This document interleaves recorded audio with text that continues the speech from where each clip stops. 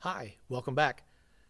We're still looking at the TF1 mixing console, and today we're going to dig into the user-defined keys and how those can help you run a show.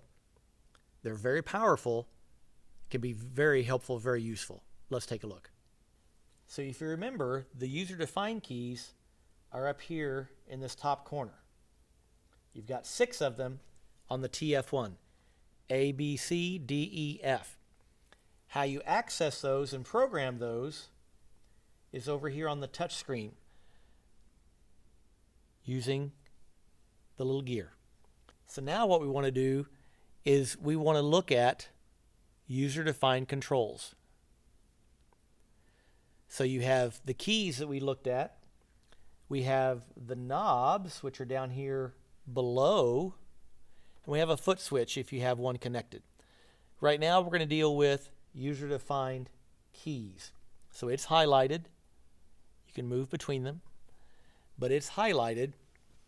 And notice A, B, C, D, E, F here as well.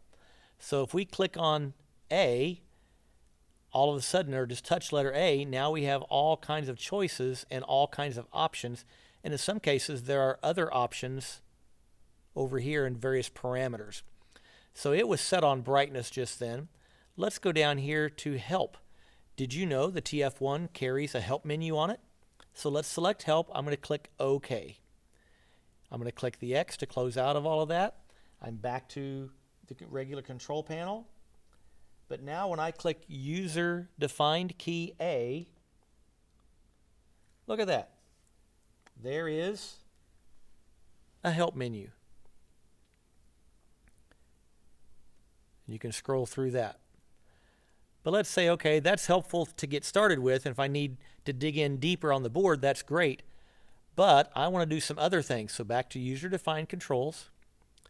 And we can go down here and we can look at meters or monitors or just all kinds of things. The place that it's going to be most useful, I think, for most people is it's nice to have a mute switch where you can tell it to mute things.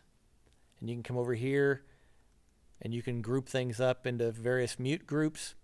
That's very helpful to have one that's a master, kind of a kill-all. And that's a great thing to have. But the next piece, come back, touch over here so we're in function 1, where a lot of people use this is scenes.